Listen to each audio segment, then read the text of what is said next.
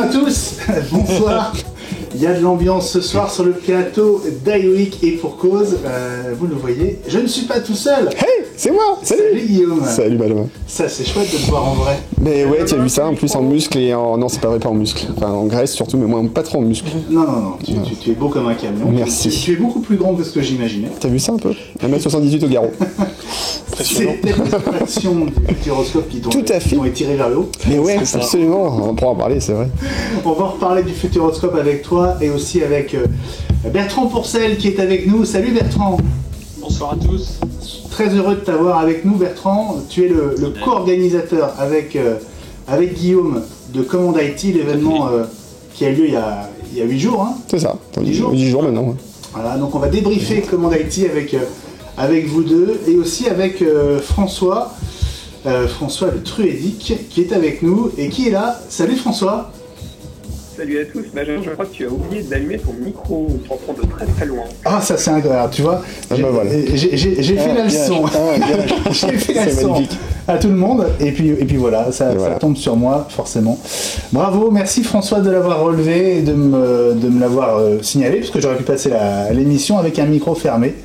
Donc heureusement que tu guettes. Et puis vous le voyez, il y a un visage féminin et je suis très très heureux qu'on ait avec nous Mylène. Bonjour Mylène, bonsoir. Bonsoir. Alors Mylène, on va commencer par toi parce que tu es la special guest de ce soir. Tu nous suis assez régulièrement, on te croise souvent sur Twitter. Dis-nous un peu qui tu es.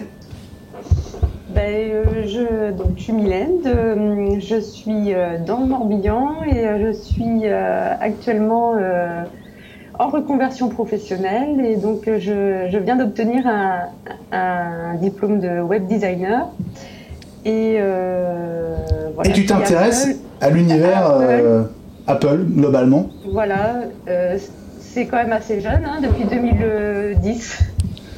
Oh 2010, ça fait il en faut. Ça fait 8 ans quand même.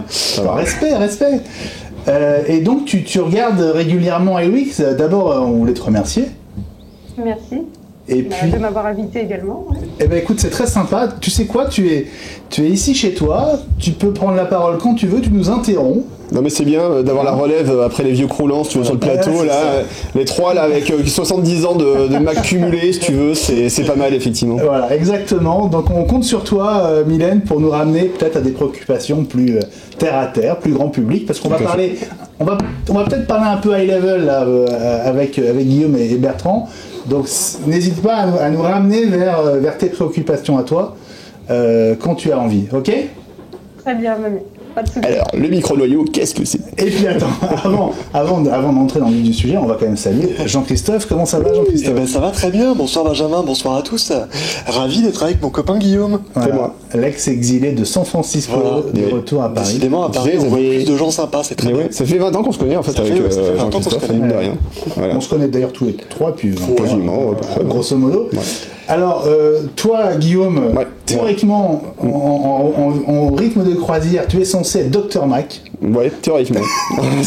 depuis où là on compte sur toi pour le devenir. Ça va arriver un jour. Et pour venir avec ta cape la prochaine fois. Arrivera. Ce soir, tu es excusé parce que tu as Command IT sous le bras. C'est vrai. Jean-Christophe, vu d'ailleurs, c'est ton rendez-vous à toi. Oui. Et ce soir, on va parler de quoi ? Alors, on va parler de Facebook. C'est pas très original, mais il y a des choses à en dire qui tiennent à l'univers Apple, donc on en profite. Voilà, voilà le programme Command IT, Facebook principalement, et puis il y a des mises à jour dont on va vous parler, on verra ça juste après le gros morceau d'aujourd'hui, et donc c'est le retour sur Command IT.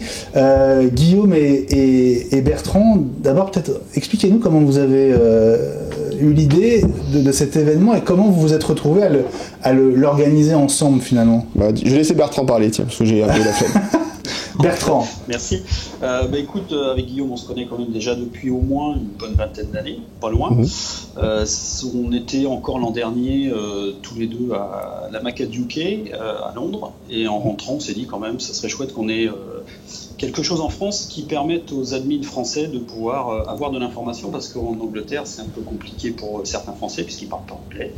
Donc voilà, on a essayé de faire, on s'est dit tiens, on va essayer d'organiser quelque chose. On a commencé ça au mois de septembre-octobre.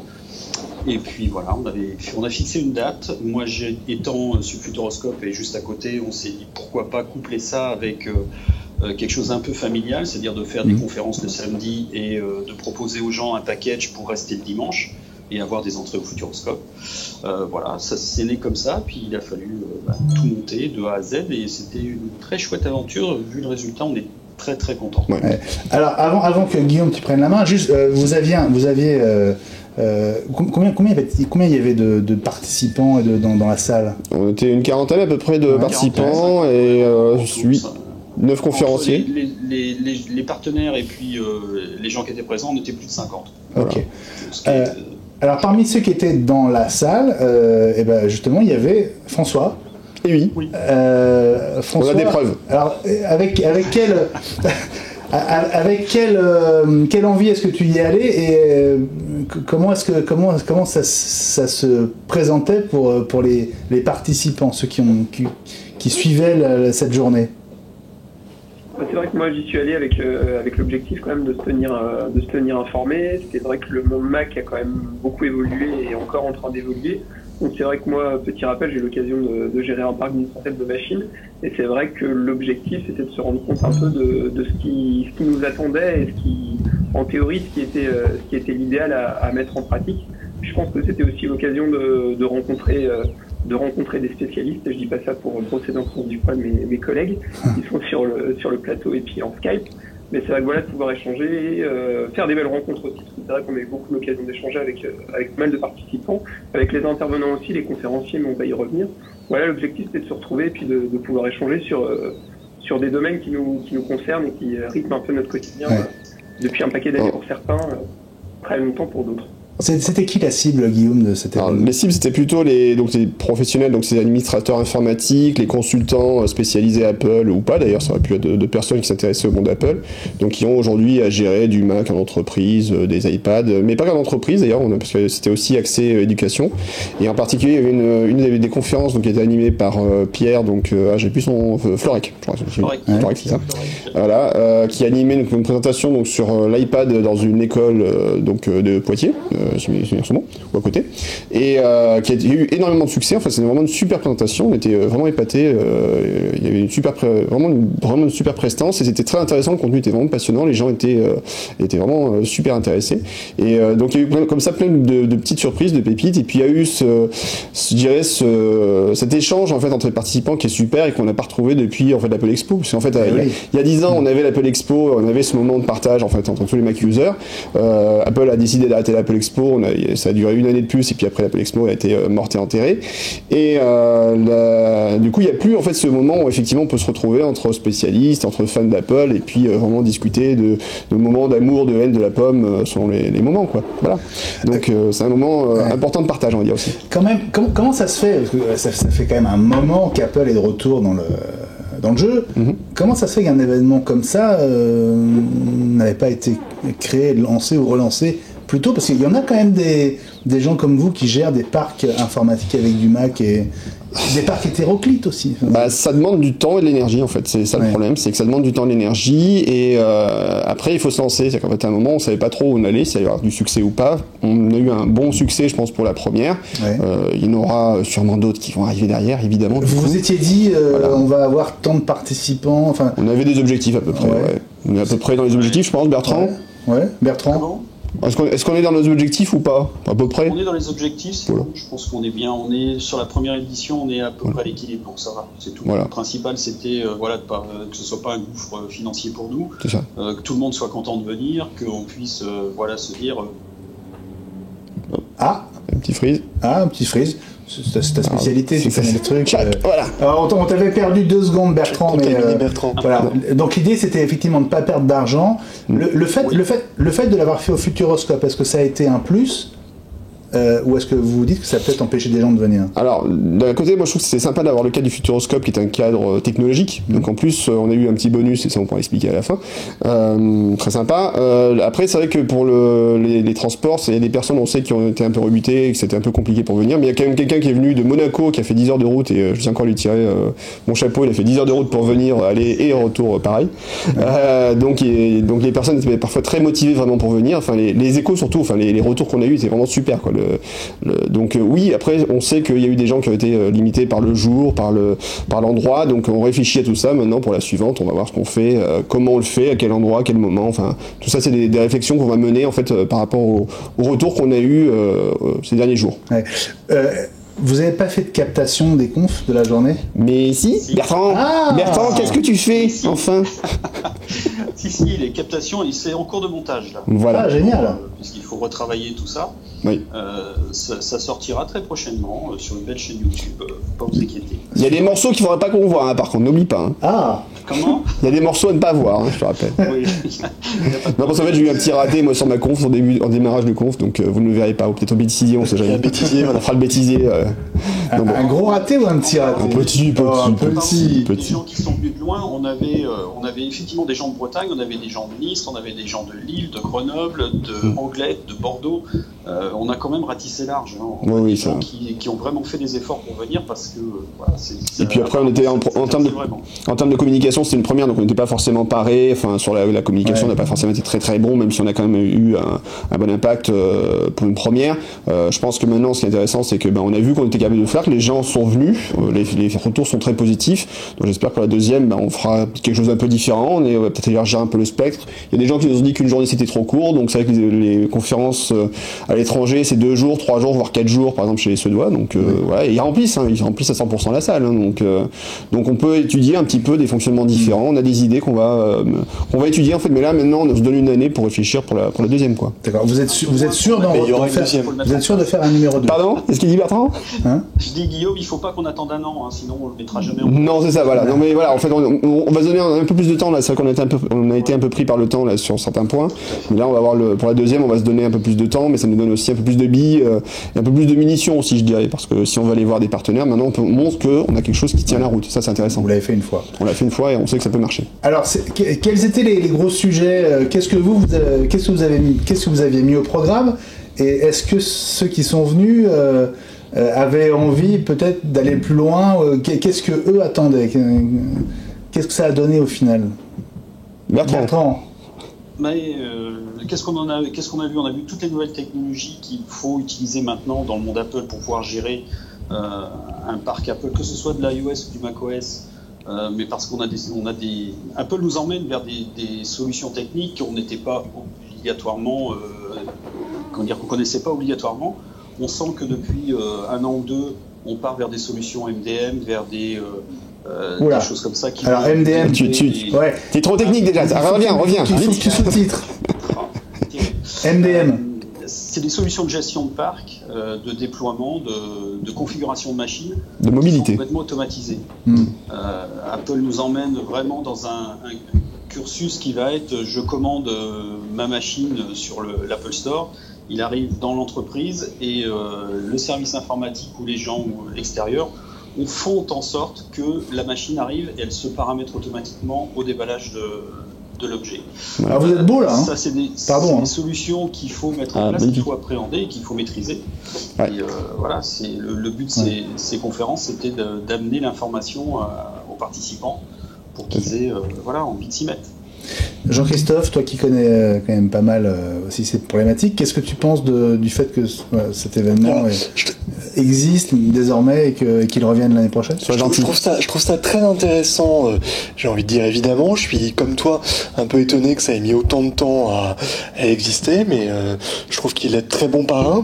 Je voulais en fait poser une question à Guillaume ou à Bertrand. Ça m'intéresse que vous parliez de l'iPad, parce que justement Apple nous emmène aussi dans un monde où l'iPad est la forme la plus aboutie de leur vision de l'informatique. Fin de citation. Est-ce que c'est un sujet qui vous intéresse? Enfin, je connais la réponse, mais intéresse vos participants, et est-ce qu'on voit déjà un peu 2 chapelles, une chapelle Mac, une chapelle iPad, ou est-ce qu'elles s'entendent bien entre elles? Enfin, moi, je pense qu'il y a, tu peux en dire? Il y a 2 mondes en fait qui à la fois se télescopent et se rapprochent. En fait, c'est un peu compliqué. C'est qu'en fait, dans le modèle de gestion, Apple voudrait que le Mac et l'iPhone et l'iPad se gèrent de la même façon. Et on sent qu'ils tendent vraiment à essayer chaque version de système d'aller de plus en plus dans la même direction. Parfois, ça marche pas comme ça en fait. Et dans la vision de l'entreprise, en fait, même si c'est très compliqué en fait. Je vois aujourd'hui que la gestion en entreprise, la partie Mac en fait commence à être gérée par la partie mobilité. C'est-à-dire qu'en fait, c'est les gens qui gèrent l'iPhone et l'iPad qui vont aussi gérer le Mac, alors que le PC souvent c'est une entité à part. Donc il y a ces choses-là, et puis on est un peu aujourd'hui dans un terrain très mouvant en fait. Même si on voit où Apple veut aller, il y a plein de choses. On voit que les briques se rassemblent petit à petit, mais qu'il y a une volonté d'Apple d'aller vraiment vers le monde de l'entreprise côté client. Maintenant, la question c'est iPad ou Mac. Moi, je suis toujours plutôt rattaché au Mac de cœur, et c'est vrai que l'iPad aujourd'hui, j'ai très peu de demandes en tant que professionnel, j'ai très peu de demandes sur la partie iPad, c'est plutôt de la partie côté Mac. Maintenant, je sais que Bertrand, lui, aura quelque chose peut-être de très différent. Je sais que ce soir, il s'est pris un peu la tête avec des iPads d'ailleurs. Hein. Oui, c'est toujours le cas. Voilà. Donc bon. T'as failli pas pouvoir participer à l'émission d'ailleurs à cause de ça. Participer parce que ça voulait pas, puis en fait à la fin c'est tombé en marche, donc voilà, c'est nickel. Bertrand, puisqu'on t'a avec nous, est-ce que tu peux nous parler un petit peu de MacBidule ? MacBidule, c'est moi sur Twitter. Je fais pas trop de bruit. Je suis l'actualité sur Twitter. Voilà. Ouais. Quand je peux commenter, je commente. Je suis pas quelqu'un qui s'étend dans tous les sens, mais voilà. Et dans la vie en dehors de Commande IT, quel est ton métier ? Qu'est-ce que tu fais ? Alors, je suis comme Guillaume. Je suis partie de l'Apple Consultant Network. On est consultant certifié par Apple. J'ai démarré ça il y a 5 ans en prenant mon envol tout seul, et je me suis dit surtout je vais faire comme Guillaume, je vais travailler tout seul et je vais surtout pas embaucher. Sauf que maintenant on est 6 dans la boîte, voilà, on est 5 à Poitiers, je viens d'ouvrir à Nantes là cette semaine des nouveaux bureaux puisqu'on s'est tendu un petit peu, j'ai une personne ici et moi je vais donc mon rôle est toujours de gérer la partie technique mais aussi d'être chef d'entreprise derrière et de gérer d'autres choses réjouissantes et d'autres moins, mais ça c'est le métier de chef d'entreprise. Voilà. Ouais. Bon Guillaume, ça a pris combien de temps d'organiser ce premier Commande IT ? Alors je dirais que combien de temps ça a pris ? En fait on a commencé vraiment à bosser. Quand est-ce qu'on a décidé ça ? Je sais même plus moi. C'est octobre-novembre. Octobre-novembre, c'est ça, voilà. Et puis on a fait, on a fait une visite ensemble au Futuroscope pour aller voir un peu la salle, etc. Qu'est-ce qu'on allait choisir comme salle et puis comment on a organisé tout ça. Alors la blagounette en fait, c'est qu'on a choisi après la date et en fait il s'avère que la date c'était le jour de l'inauguration de la nouvelle attraction du Futuroscope avec Sébastien Loeb. Et Sébastien Loeb est passé sur site. Alors il n'est pas passé nous voir malheureusement, on était très vexés. Mais voilà. Et le truc par contre très sympa, c'est que on a pu tester la nouvelle attraction le jour même en fait, puisque c'était l'inauguration. L'attraction n'ouvrant officiellement que le 7 avril, donc fin de semaine en fait. Super. Donc du coup on a pu avoir le personnel du Futuroscope a été adorable. Alors faut signaler franchement le Futuroscope en termes d'organisation, ils ont été super, vraiment super bien. Le parc est vraiment chouette, il y a plein de nouvelles attractions sympas, enfin ça vaut vraiment le coup, ça fait un super week-end en famille, donc c'est aussi le petit bonus quoi. Mais du coup après c'est vrai que ça a été donc effectivement octobre-novembre. Après ça s'est enchaîné assez vite, il a fallu trouver les partenaires, donc on a eu des partenaires qui sont venus avec nous tout de suite, donc on était très contents de ça. Il a fallu un peu lancer la communication, donc je pense que c'est là-dessus où on aura des choses à revoir de toute façon pour la prochaine. Mais dans l'ensemble, enfin, on est quand même super contents. Enfin, le soir, c'est vrai que le samedi soir, on est tombé dans les bras l'un de l'autre avec Bertrand en disant qu'on a réussi à le faire, on est content. Littéralement. Mais c'était voilà. Mais en même temps, voilà, moi j'étais super content parce qu'on a vraiment réussi à mener ça et que les retours des gens étaient vraiment super positifs et ça c'est le plus important. Voilà, donc c'est motivant pour la suite. Le fait de remettre un peu d'humain dans tout ça, ça fait du bien. Ah bah bien sûr, c'est bien. Ouais. En plus, c'est vrai que ça fait. C'est vachement chouette. Oui. C'était génial. Mais en fait, c'est bien, c'est de voir aussi. Moi, sur Twitter, sur Slack et compagnie, on a pu les voir, on a pu discuter. C'était extraordinaire. Humainement, c'était un très très beau truc. Ouais. On a pu voir un François en vrai, je veux dire. Voilà, donc ça c'est bien. Tu vois. Ouais. Ce François-là, tu veux dire ? Ce François-là, voilà. J'ai pas eu le temps de lui faire un bisou sur le front, mais on aurait pu. Sans ses AirPods ou avec ses AirPods ? Non, il les avait enlevés pour l'occasion. C'était cool. Sauf quand je parlais bizarrement, je sais pas pourquoi. Je voulais s'isoler. Bon, petite question à Mylène. Là, on est sur des sujets qui t'intéressent pas directement, j'imagine. Si, c'est intéressant, je trouve, de voir ce côté-là que je connais pas forcément. Et non, c'est intéressant de pouvoir d'avoir mis en place ce salon là. Dis-nous un peu quels sont les appareils que tu utilises, tu as un Mac, tu as un iPhone, un iPad, c'est quoi ton univers à toi technologique? J'ai tout ça. Ouais. Un Mac, un iMac, un MacBook Pro, une Apple Watch, un iPhone, un iPad, une Apple TV. Ah ouais, tu peux rester. Oui, t'es pas loin de la totale là quand même, oui. Il faut un iPod sinon ça marche pas. Et est-ce que tu te considères comme une super utilisatrice, une moyen plus ou limite novice encore? Je suis une bonne utilisatrice, oui. Ah bien. Bon, t'aurais presque pu aller à Command IT alors. Bah oui, ça m'aurait plu, ouais. Ah oui. L'année prochaine. La prochaine. Géographiquement, tu es où, Mylène? Je suis sur Vannes. Vannes. Bon, en train, ça va. Oui, c'est pas très loin du Futuroscope. Bon. Non, mais l'année prochaine, on n'a pas encore décidé du lieu l'année prochaine, on verra. Ah, ça pourra ça pourra bouger, je pense. Enfin, on va voir. Je pense que ça bougera, ouais. Je pense que ça bougera, voilà. Maintenant, on va tester différentes choses. Il y a des gens qui veulent le faire sur Paris, d'autres qui veulent le faire dans le sud. Peut-être qu'on en fera deux différentes, on sait pas, on va voir. Tout est possible. Le champ des possibles est illimité. J'avais une question, l'éléphant dans la pièce, comme on dit chez moi. Apple dans tout ça. Oui, bonne question. C'est une excellente question. Je suppose qu'ils vous ont pas aidé, mais qui ça? Oui, vous êtes complètement. Est-ce qu'ils sont bienveillants? Est-ce que vous avez eu des retours même en off en disant que c'était bien que ça existe? Apple, je vais dire qu'en fait on a communiqué. J'ai envoyé des messages aux gens d'Apple pour dire coucou, on est là, ça existe, ça va être super. Et rien. Donc rien, même pas en off. Voilà, même pas en off, rien. Donc voilà. Donc on sait qu'il y a des personnes qui auraient pu être intéressées, mais après bon c'est Apple. C'est un choix qui est le leur, voilà. Par contre, on a d'autres partenaires qui sont venus, qui ont été très présents, qui nous ont vraiment soutenus, donc ça c'était très cool. Mais Apple n'a pas fait quoi que ce soit de ce côté-là. Alors je sais pas si c'est parce qu'ils attendaient de voir un petit peu ce que ça donnait ou après c'est toujours très compliqué. Hein. C'est des fois la France ou Apple Europe, ça dépend des États-Unis. Puis des fois ils s'auto-censurent. En fait, des fois, c'est on va pas venir parce qu'on sait pas ce que vont dire les Américains. Alors que les Américains, on sait très bien qu'ils envoient des gens d'Apple US qui vont aux conférences. Il y en a qui se déplacent, il n'y a pas de souci. Donc c'est vrai que c'est un peu dommage. On a même avoir une petite réaction. On espère que pour la V2, ils vont se réveiller. Et puis voilà quoi. Alors Guillaume, tu voulais que je passe une photo? Oui. Alors apparemment c'est celle-là. Voilà. Ah bah regardez comme il est beau. Il est très beau. C'est lui. Voilà. C'est le François. C'était une photo sur commande pour Guillaume François. Voilà. Oui, qu'il était bien là. Dédicace. C'était par la pause déjeuner. Parce qu'en plus. Tu étais donc bien à Poitiers ce jour-là. Bon, tu pourras, voilà, ton épouse, t'as une preuve, tu vois. Au cas où, on te demande, tu sais que c'est prouvé. Bon, bah écoutez, on est très content que ça soit si bien passé. Je suis en contact avec tous ceux qui se sont connectés sur Twitter, qui nous disent bonjour, bonsoir, qui sont très heureux de découvrir Mylène à l'antenne. Et Guillaume en vrai. Et Guillaume en vrai, absolument. Profitez, Stoph, très très content de te voir en vrai. Stoph qui se rattrape en disant pardon pour l'oubli à Mylène. Et comme le dit Shinji, c'est agréable de voir un visage féminin dans iWeek.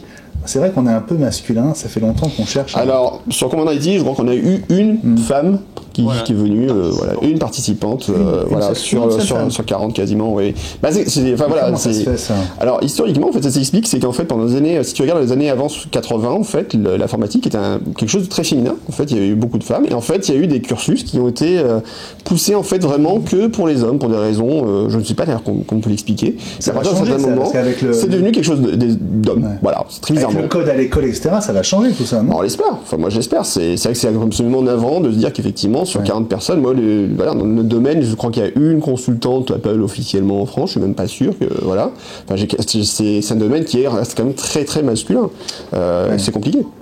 Est-ce que le Mac est un monde de mecs? J'en sais rien. C'est triste. C'était pas frustrant que ça ne dure qu'une journée, parce que finalement vous êtes arrivé le matin, reparti le soir? C'est passé super vite. Alors, François dit oui, c'était frustrant. François. Non, après c'est vrai qu'on a prolongé avec certains le samedi soir autour d'un verre, d'abord gracieusement offert par les organisateurs. Et puis avec certains, on est resté jusqu'à plus de minuit à discuter. C'est vrai que c'était on s'est retrouvé le lendemain pour continuer à discuter. Je pense qu'il y avait le contenu pour. Je profite d'être à l'antenne pour encore reféliciter les deux organisateurs qui sont là quand même. Parce que c'est vrai que c'était un moment super sympa. Et puis l'équipe de Bertrand aussi qui a pense à Daphné en particulier qui a organisé tout ça aussi, donné un gros coup de main. C'est vrai que c'était vraiment top et très enrichissant. Encore bravo à vous deux. Voilà. Moi, ce que je trouve surtout, voilà, le côté chouette, c'était vraiment que le côté humain, en fait. Le côté, les gens étaient vraiment contents de se retrouver. On a retrouvé effectivement une ambiance qu'on n'avait pas vue depuis l'Apple Expo, je pense, réellement. Même s'il y a eu des fois des petits événements qui étaient organisés il y a quelques années par certains de nos confrères, mais qui étaient un peu plus limités en portée. Mais aujourd'hui, je pense que voilà, on a une dynamique qui existe et j'espère qu'on va pouvoir en profiter et continuer à faire quelque chose de vraiment sympa pour les années à venir, quoi. En tout cas, bravo à tous les deux. Merci. On vous souhaite de continuer. On espère qu'on pourra s'organiser pour être avec vous l'année prochaine. Mais il y a intérêt. Parce avec que à la fois nous et puis Watch et Alweek, ce serait tellement logique qu'on le fasse ensemble. Après, en plus, on s'ouvre là cette année. C'est vrai que c'était un samedi. Le jour du samedi, il y a parfois des fois embêter un peu les gens pour venir un week-end. Donc là, on va réfléchir à ce qu'on fait quelque chose peut-être plutôt en semaine. On fera peut-être un live plateau. On a plein d'idées. Ah oui, ça c'est. On a hâte. C'est complètement. Mais d'abord, on va se reposer un peu. C'était fatigant. Bon, grand merci. Bertrand, est-ce que tu restes avec nous ou est-ce que tu as des iPads à configurer ? J'en ai encore un certain nombre à déployer pour ce soir, donc je crois que je vais vous laisser. Bon, alors, on te pardonne et on te remercie très sincèrement d'être venu, d'avoir participé à ce Bouddha Week. Avec plaisir, toujours. À très bientôt. À très bientôt à vous. Et on espère t'avoir de temps en temps dans l'émission, ce serait très sympa. C'est quand vous voulez. Ah bah écoute, faut pas me le dire deux fois, donc... Voilà. Ok, ça marche. À bientôt Bertrand. Salut. Bonne soirée à tous. Merci d'avoir été là. Voilà, donc on te remercie. Toi Guillaume, t'es un peu coincé, tu peux pas partir avant la fin. Non mais de toute façon, Guillaume doit commenter l'actu. Bah oui, moi je dois commenter. Il a eu de l'actu. Il y a eu de l'actu. La semaine était un peu chargée. Bon, on va en parler. On va rester. Bon, très bien. Demander à Mylène ce qu'elle a pensé de la semaine. Alors, on va attaquer l'actu. Il y a pas mal de sujets finalement. On va peut-être commencer par le sujet des mises à jour, puisqu'il y a eu pas mal de mises à jour qui sont tombées. Ouais. Alors, on va les prendre dans l'ordre ou dans le désordre, les unes après les autres en tout cas. On va prendre les dossiers les uns après les autres surtout. Je crois, François, que ça t'a inspiré. Est-ce qu'on peut commencer par parler de messages sur iCloud ? C'est vrai que c'est un peu le serpent de mer, parce que si je ne me trompe pas, ça a dû être annoncé à la WWDC l'année dernière. Tu ne te trompes pas. Pas de bêtises. Oui. Voilà, donc c'est petit rappel du principe. Donc aujourd'hui, il y a déjà la synchronisation des iMessage, et donc Apple compte rajouter la synchronisation des messages, c'est-à-dire que quand vous recevez un message sur votre iPhone, si vous supprimez sur l'iPhone, automatiquement ça le supprimera sur tous les autres périphériques aussi, ce qui n'est pas le cas aujourd'hui. Ça peut avoir un gros intérêt si vous recevez un message de votre amende, comme ça vous pouvez supprimer directement tous vos périphériques en même temps. Ouais, tout de suite. Ah c'est bien, tu as tout de suite la... Juste tout l'usage. François, juste une précision, ça ne sert pas qu'à la suppression. En fait, si tu éteins un de tes appareils pendant un jour ou deux pour une raison ou une autre, les iMessage qui t'ont été envoyés pendant cette période, très souvent ne réapparaissent pas quand tu rallumes la machine. Donc il y a en fait l'apparition simultanée des messages sur les appareils. Quand ils sont tous allumés, ça marche, mais on peut pas parler de synchronisation. Et c'est ce sur quoi Apple court depuis, comme tu le disais, la conférence des développeurs de juin 2017. Si vous regardez vos calendriers, vous verrez qu'on n'est pas très loin de la prochaine. Alors, on peut effectivement se dire que Apple prend ses précautions, et il a raison. On est très nombreux à chérir nos messages et nos SMS, mais on peut aussi se demander ce qui prend autant de temps. Et je dirais que c'est encore un point négatif pour moi sur la partie service internet d'Apple qui décidément n'est toujours pas à la hauteur. Je pense, en fait, en plus, il y a une question subsidiaire, c'est typiquement est-ce que la base de messages, en fait, est-ce que les messages vont être tous migrés dans iCloud, donc ça veut dire que tout ce qui est stocké comme message va être compté dans ton maigre compte iCloud, dans ton maigre quota, et dans ce cas-là, et puis en plus après, imaginez un peu la masse d'informations que ça va représenter le jour où Apple décide d'activer le switch et de dire maintenant vos messages ils partent vers iCloud. En termes de stockage chez eux, en termes de gestion, de bande passante, etc., faut prévoir le truc.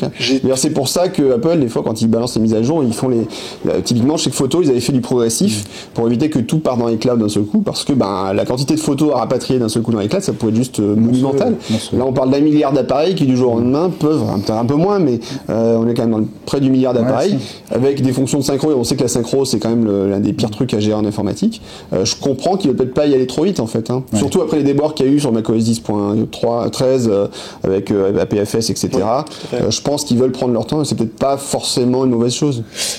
Mylène, toi, tu as quelle stratégie vis-à-vis des mises à jour sur tes appareils? Tu te précipites dès qu'elle sort. Dès la sortie, je mets tout à jour. Faut pas, jamais. Mais si, c'est très bien d'être aventureux. Faut laisser les autres essuyer les plâtres, toujours. Non mais sérieusement, tu les fais tout de suite. Tu te dis pas, je vais attendre. Ça dépend. Pour l'iPhone, j'ai tendance à attendre un peu par rapport à la batterie. Ah. Mais sinon, non, le reste, je fais. Tu veux dire, t'as tendance à attendre depuis l'histoire de la batterie ou en général? Non, ça a toujours été. Ouais. Bon. Bah, c'est vrai que les premières versions d'iOS, quand elles sortent souvent en termes de batterie, ça peut avoir un impact. Hein. Surtout les versions. Alors les bêtas, surtout, faut pas, hein, jamais. Vous tenez votre batterie. En tout cas, pas sur vos machines de production. Pareil sur vos appareils de production. Et je vois François derrière qui lève le bras. Hein? Non, mais moi, c'est mon côté suicidaire. Systématiquement, les bêtas, je les installe. Après, sur le téléphone, c'est un risque à prendre. Maintenant, je me dis au pire, ça me fera un sevrage de téléphone pendant 24 heures. Ce qui m'est arrivé avec la bêta d'iOS 11, la première version. Je me suis retrouvé avec l'iPhone en brique. Il a fallu chatter avec Apple pour qu'il m'envoie une version qui n'était pas encore sortie d'iOS 11 pour réussir à régler un bug. Un matin, je me suis réveillé, il y avait des applications qui avaient disparu. Et ben voilà, tu l'avais bien cherché. Je crois que moi, c'est par exemple macOS 10.12, je crois que j'avais attendu genre 6 mois avant de l'installer en fait. Ah oui. Ouais, il y a des mises à jour, j'ai attendu super longtemps, ou vraiment quand j'avais pas le choix, je les mettais. Donc. Ben moi, sur mon Mac, là, je ne suis pas passé en iSierra sur ma machine de boulot, ma machine de prod, elle est toujours en Sierra qui est complètement stable. Et je suis même pas sûr de passer en iSierra, si ça se trouve, j'attendrai la prochaine version et je ferai directement passer en 14. Ben, moi, je suis toujours en Sierra sur mon Mac aussi. J'envisageais de commencer à migrer vers Sierra maintenant qu'on va passer à la version d'après. Alors, mise à jour toujours, parce que il y a aussi le cas du mirroring ou d'AirPlay 2. Oui. Il y a pas mal de soucis avec la dernière mise à jour pour des applis tierces notamment. Alors, c'est pas tout à fait la même chose, je sais pas si c'est lié à AirPlay 2, mais effectivement une super appli qui s'appelle Duet, qui permet d'utiliser un iPad comme deuxième écran. En fait, en connectant son iPad avec le câble USB, ça marche super bien. Et quand on utilise un MacBook, justement, c'est pratique d'avoir un deuxième écran à peu de frais. Et là, la nouvelle version de iSierra a cassé cette compatibilité. Alors bon, ça va revenir. Et effectivement, on peut dire qu'Apple ne doit rien à Duet, même si il a été créé par des anciens de l'entreprise. Mais en l'occurrence, on est quelques-uns à être bloqués depuis 2 jours dans notre processus de travail parce que voilà, cette application très utile ne marche plus. Voilà, là on est sur iGen.fr, vous reconnaissez évidemment l'interface du site. Et alors AirPlay 2, c'est intéressant parce que notamment le HomePod utilise cette fonction-là. Guillaume, est-ce que tu peux en dire un peu plus peut-être? Est-ce que tu veux en dire un peu plus? Non. Non. Qu'est-ce que je te dis sur AirPlay 2? Apparemment ça fait du multi-room surtout, ça fait intérêt, voilà, donc c'est pouvoir diffuser la même musique dans les différentes pièces de ta maison, ce que je ferai jamais parce que je vois pas l'intérêt, mais peut-être qu'on peut demander à Mylène si c'est une techno qu'elle utilise, AirPlay, Mylène. Non. J'ai pas eu l'utilité avec. Non, j'ai accès à tout ce que je souhaite par l'Apple TV, donc j'ai pas eu l'utilité. Moi j'utilise pour la musique, cela dit. Moi j'ai un ensemble, j'ai une petite salle maintenant aménagée où j'écoute des fois de la musique et en ce moment je fais des travaux dedans et j'aime bien diffuser effectivement la musique sur l'Apple TV. C'est quand même vraiment sympa. Et AirPlay 2 est censé être plus stable. Ouais. Mais ce que je trouve intéressant avec AirPlay 2, c'est que c'est aussi une des fonctions qui a été annoncée en même temps que la synchro des messages en juin 2017. Ouais. Donc c'est bien que ça avance, il serait temps que ça sorte. C'est ça. Absolument. Mais surtout, c'était normalement des arguments avancés pour les HomePod. Exactement. Pour les HomePod. Ouais. Et à propos de HomePod justement, Mylène, c'est un produit qui t'intéresse le HomePod ou pas? Non, là pour une fois non. Juste par rapport à Siri, qui est loin derrière les autres et du coup pour l'instant je vois pas l'intérêt. J'aime bien Mylène. Alors cela dit, il y a eu un pavé dans la mare justement à ce propos, puisque aujourd'hui il y a eu une grosse annonce côté Apple. Oui. Tiens, les transitions. Tu veux qu'on en parle, non?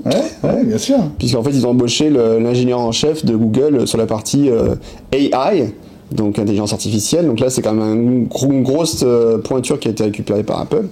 Et donc ce qui veut dire qu'ils ont apparemment ils ont embauché beaucoup de monde sur la partie intelligence artificielle. Donc ce qui veut dire qu'ils vont essayer de récupérer du monde sur la partie Siri. Alors la question aussi, est-ce que c'est pas lié en même temps aux affaires avec Facebook, etc., sur les notions de vie privée, que justement les ingénieurs qui pouvaient penser que les notions de vie privée n'étaient pas si importantes à une époque pour la gestion de l'intelligence artificielle, finalement se disent que peut-être qu'Apple a peut-être un discours un peu pertinent sur ce sujet. C'est très intéressant parce que ça devrait, alors malheureusement au train où ça va, je pense qu'on verra pas le fruit de ces travaux avant notre mort. Avant 2 ans.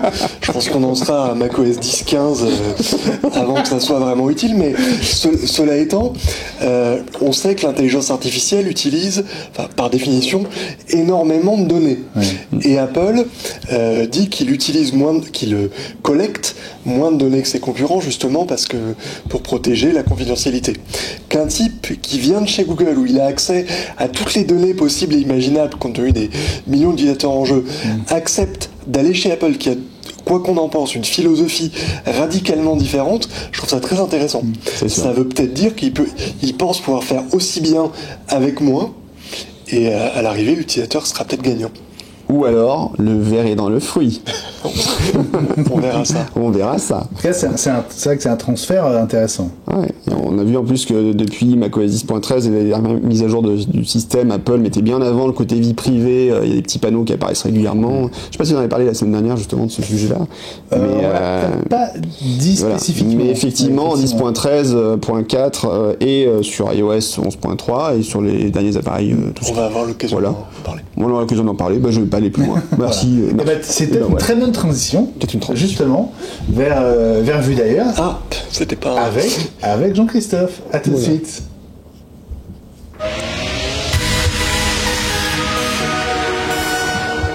Je vais t'amener une transition, tu me demandes. Voilà, non mais vas-y, tu es très bien pour les transitions, tu peux donner l'heure aussi si tu veux. Il est 20h37. Il est 20h34 sur l'horloge de Watch qui est 35. Elle n'est pas à l'heure. Elle n'est pas à l'heure, eh ben ça tombe bien. Ne l'écoutez pas. Il est 20h37 sur mon iPhone, voilà. C'est ça. Avec Fonfron. Alors Jean-Christophe, on l'a dit, on reparle de Facebook. Et oui, alors à moins d'avoir vécu dans une grotte depuis ces dernières semaines, vous savez que on a beaucoup parlé de Facebook et de la gestion des données de Facebook.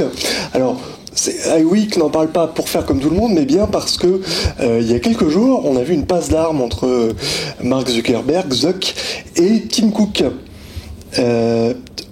Tu peux peut-être passer justement. Tim Cook a été interviewé par MSNBC il y a quelques jours et on l'a évidemment interrogé sur Facebook et la confidentialité. On lui a demandé son avis, on lui a demandé ce qu'il aurait fait à la place de Zuckerberg. On va l'écouter, Tim Cook.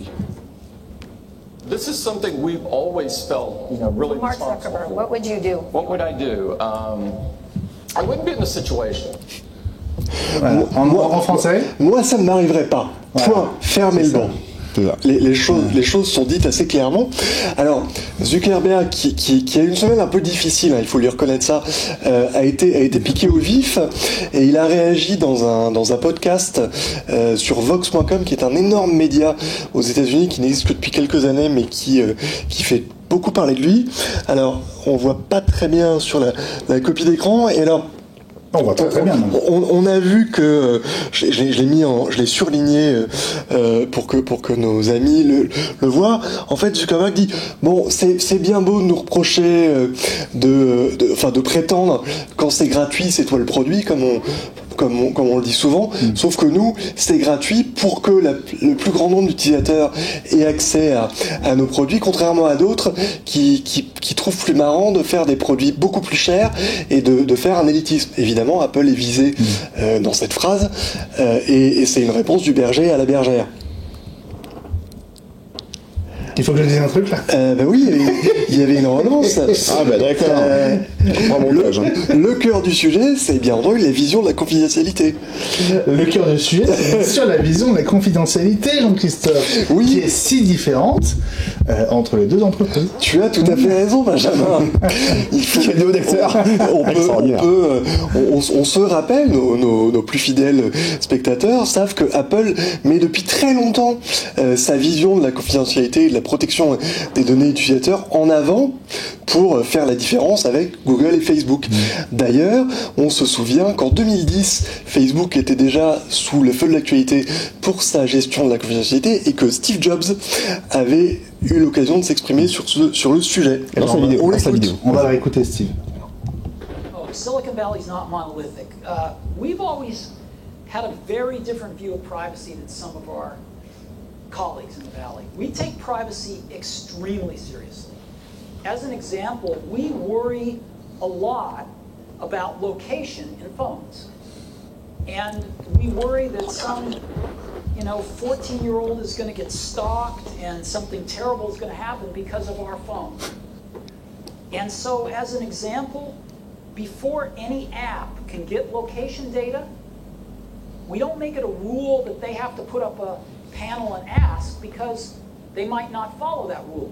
They call our location services and we put up the panel saying, this app wants to use your location data. Is that okay with you? Every time they want to use it. And we do a lot of things like that to ensure that people understand what these apps are doing. That's one of the reasons we have the curated app store. We have rejected a lot of apps that want to take a lot of your personal data and suck it up into the cloud. A lot. C'est clair. Voilà. Bon, pour ceux, alors, tout le monde ne parle pas anglais, Jean-Christophe. Alors, comment on peut résumer ça? D'abord pour l'anecdote, en regardant la vidéo, j'adore la respiration de Jobs, l'espèce de reniflement quand il parle de ses collègues. On sent bien qu'il faut pas mélanger les torchons et les serviettes dans la Silicon Valley. Ça c'est un détail. Il explique justement que la confidentialité est tellement importante qu'il ne laisse pas les partenaires et auteurs d'app de choisir ce qu'ils peuvent faire avec la confidentialité. C'est Apple qui décide et qui demande elle-même à chaque fois à l'utilisateur si telle ou telle application a le droit d'utiliser ses données. Et c'est pour cela qu'Apple refusait et refuse toujours un nombre très important d'applications. Steve Jobs le dit, on a refusé plein d'apps, des tas.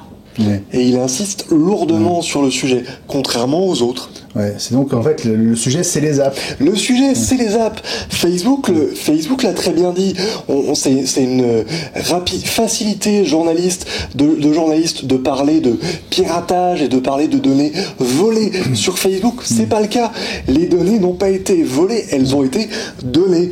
Et c'est presque pire. Ouais. Quand on utilise Facebook et quand on utilise des apps, quand votre cousine vous envoie le dernier jeu à la mode et que vous acceptez que cette app accède à votre compte de votre plein gré, et sans doute un peu vite, sans doute sans le savoir, vous donnez accès à vos données à toutes ces apps, et c'est là le problème. Et Facebook le dit très bien. Ouais. Nous n'avons pas été attaqués. L'app en question a utilisé une politique qui était trop large à l'époque, et nous travaillons à restreindre l'accès à ces données. Ouais. Le problème, c'est qu'il y a... Alors, je sais que François, tu veux parler, hein, je te passe la main juste après, mais il y a... Non, tu veux pas, non. Je pensais que tu t'es gratté l'oreille, c'est pour ça on a cru que tu voulais parler. Ah, c'est un code, mince. Non, il a remplacé son AirPod et tout. J'ai toujours quelque chose à dire. Quoi, François? J'aurais toujours quelque chose à dire. Ouais, j'en suis sûr. Professeur Rollin, va. Voilà, exactement. Non, mais sérieusement, Facebook est sans concurrence et Apple va pas lancer l'équivalent tout de suite. Donc, non, c'est quoi malheureusement, la solution ? si on veut utiliser un réseau social aujourd'hui, on utilise Facebook, on peut s'informer. J'ai découvert aujourd'hui que toutes les données, j'ai pu télécharger aujourd'hui, comme tout un chacun, toutes les données que Facebook a sur moi en utilisant ce petit dialogue que vous avez dans vos préférences pour voir toutes les informations. On peut voir à cette occasion toutes les apps Facebook qui ont accès à vos données et faire le tri. Révoquer plein d'apps que vous avez acceptées il y a 5, 6 ans, 7, 8 ans et dont vous ne vous servez pas, mais qui sans doute utilisent encore vos données aujourd'hui. Ça peut être un truc à regarder, effectivement. Regardez ne serait-ce que les apps, effectivement, dans Facebook, déjà, voir ce que vous avez et peut-être dire un moment. T'as une idée de combien d'apps tu as autorisé? J'ai regardé l'autre jour, j'en ai pas tellement en fait. On m'a pensé plein de trucs. Ouais, j'avais une quinzaine, peut-être, vingtaine. Moi j'ai fait le tri, j'en avais beaucoup plus. J'ai fait le tri dans les apps que j'utilise et dont j'ai besoin. Il en reste 15. C'est déjà énorme. François, toi, tu sais combien tu as d'apps liées à Facebook? J'ai pas eu la curiosité de regarder. Maintenant, c'est vrai que autant à une époque Facebook, on l'utilisait beaucoup. Je trouve que l'usage de Facebook se restreint quand même pour beaucoup de gens à l'application Messenger maintenant. C'est vrai que j'utilise essentiellement Facebook pour Messenger et plus vraiment pour se tenir informé. J'ai plus tendance à utiliser Twitter pour ça maintenant. Mylène, je te pose la question aussi. J'imagine que tu es sur Facebook? Oui. Et alors, tu as autorisé beaucoup d'applications? Je fais le tri régulièrement. Bravo, c'est bien. Ouais, parce qu'on a tendance à se connecter facilement via son compte Facebook à différents services. Ça aussi. Et ne pas forcément les utiliser après. Donc j'ai tendance à, je vais régulièrement faire un tour. On va faire utile ce soir.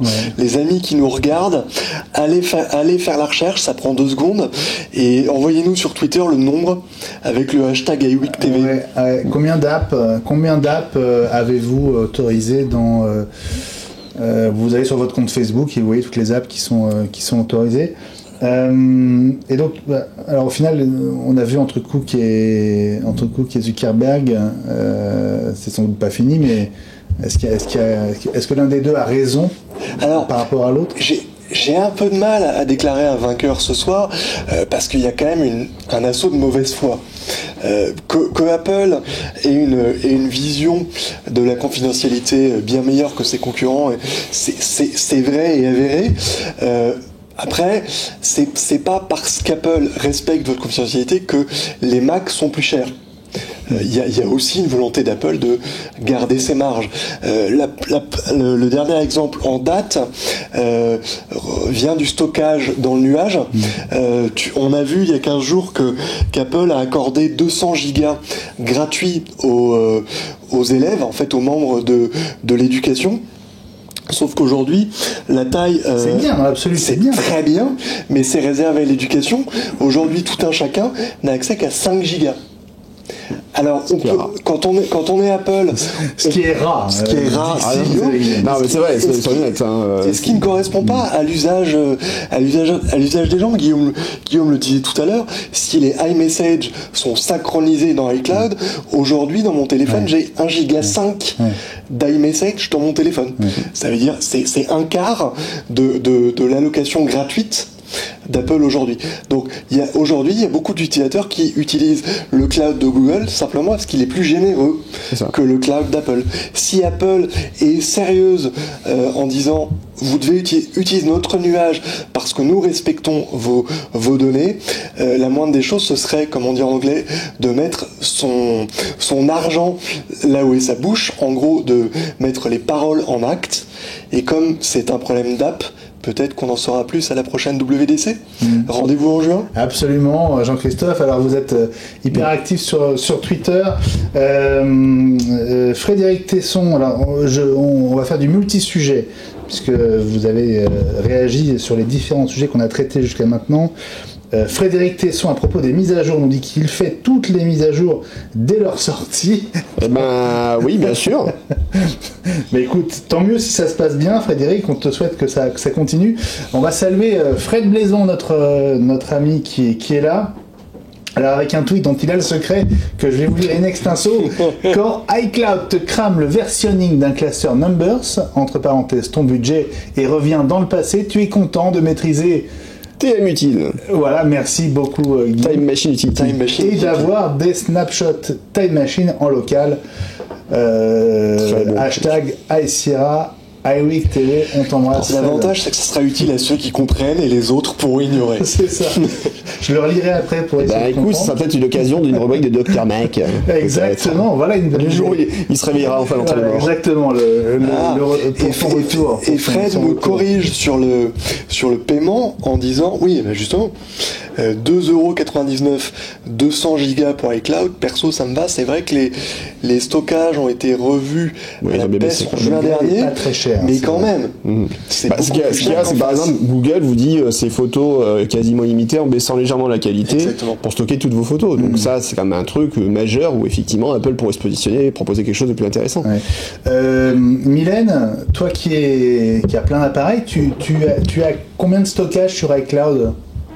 200. Ah, donc tu as mis la main au portefeuille. Oui. Et ça te coûte combien ? 2€ par mois ? 2,99€. Ouais. T'étais obligé parce que ton iCloud était plein ? Ouais, j'étais obligée. Et puis, pour les photos, j'aime beaucoup la photo et du coup, c'est un plus. Et puis c'est tout bête. Puis c'est tout bête, mais la synchronisation, le time machine des iPad, iPhone de Mylène et de nous tous, c'est iCloud.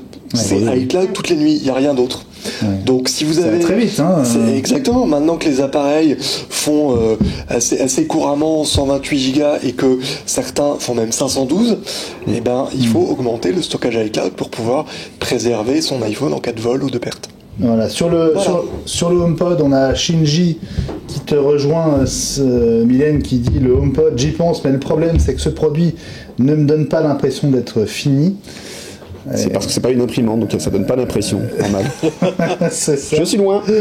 Et puis iMedi nous dit à propos du nombre d'apps, 19 pour moi, donc dont la majorité ne sert plus. supprime-les. Voilà, faut vraiment faire le ménage. Voilà. Ce sera des problèmes en moins. Guillaume, pendant qu'on discutait, tu m'as passé cette news hallucinante. Ah, c'est incroyable.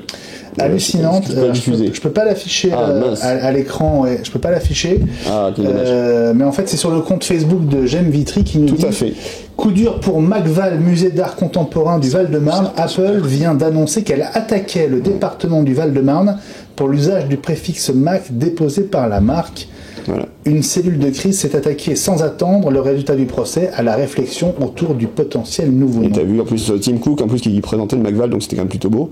Bon, c'était un poisson d'avril, hein, c'était juste le 1er avril. Ah, donc, je me disais voilà. aussi. Donc J'aime Vitry, c'est la page de mon épouse en fait qui anime une page communautaire sur le site. Espèce de crapule. Voilà, et donc j'avais fait un très beau montage avec Tim Cook devant le MacVal et j'étais très fier. Excellent. Voilà. En même temps, je me disais tout à l'heure en la lisant, je me dis c'est dingue, c'était dimanche. Mais oui. C'était quel jour dimanche? J'étais moins terre en plus le 1er avril. Ouais. Mais ça a très bien marché, il y a plein de gens qui ont cru, j'ai plein de copains même sur Facebook qui ont cru, ça m'a fait beaucoup rire. C'est excellent. Voilà. C'est vraiment très très joli, très joli.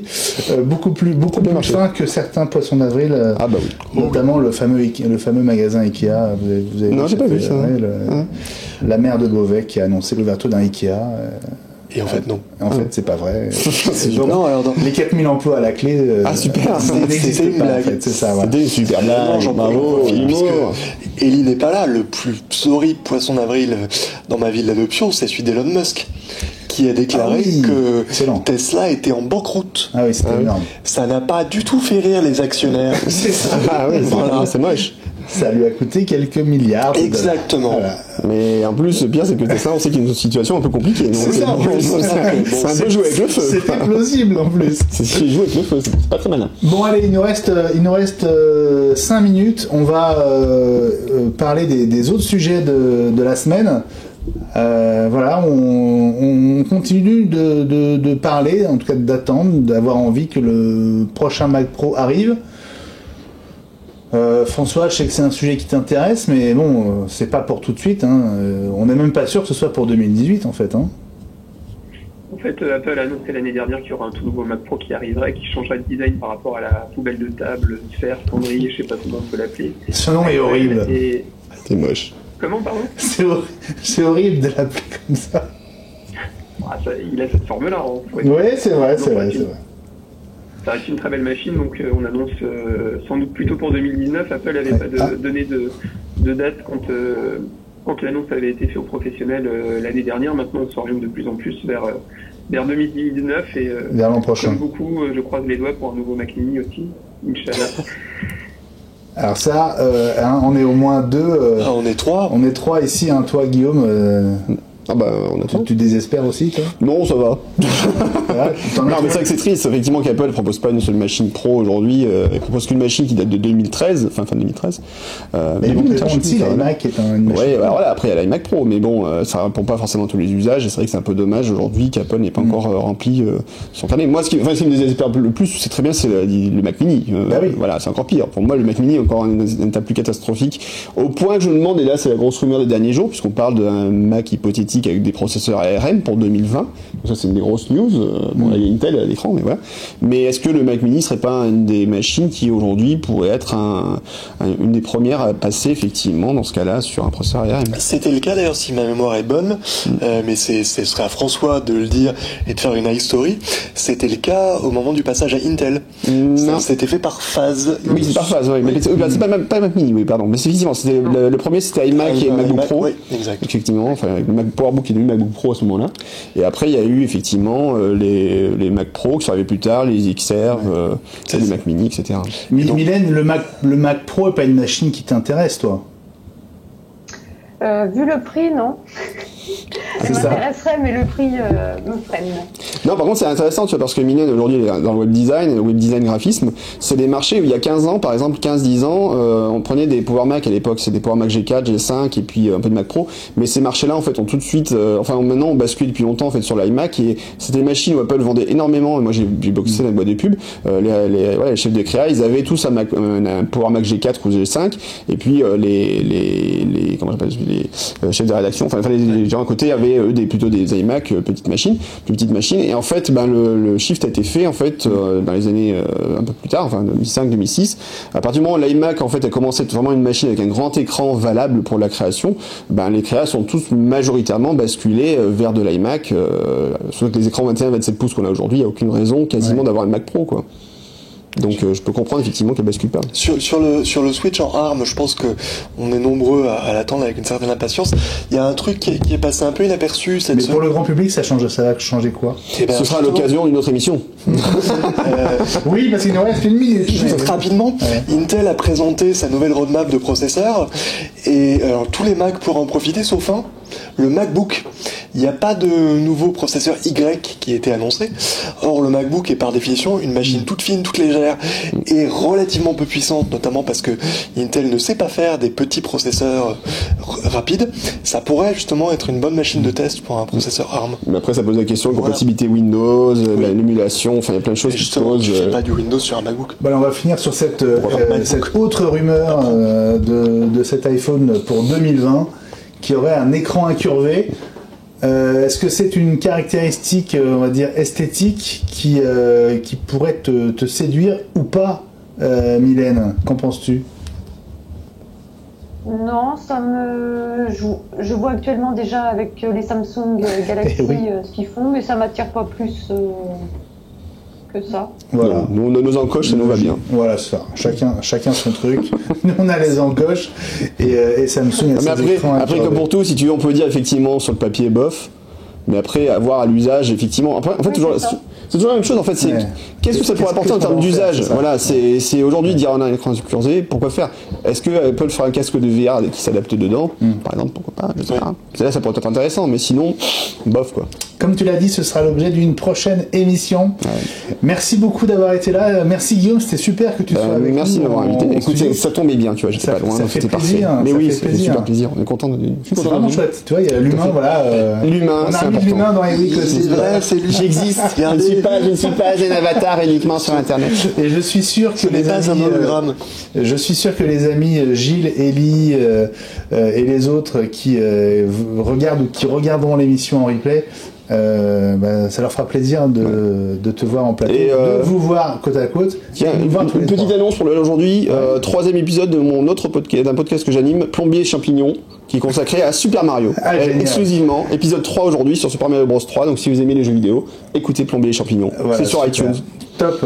Et Super Mario, ton autre passion. Et puisque tu parles de podcast, vous pouvez, comme l'ami François, nous écouter en audio sur votre Apple Watch. Voilà. Des podcasts de Watch. On embrasse Mylène. Merci, c'était top que tu sois avec nous. Merci de m'avoir invité. À très très bientôt dans iWeek ou devant iWeek. Merci d'avoir été là et on vous dit à la semaine prochaine, mercredi 20h en direct. Salut à tous. À très vite.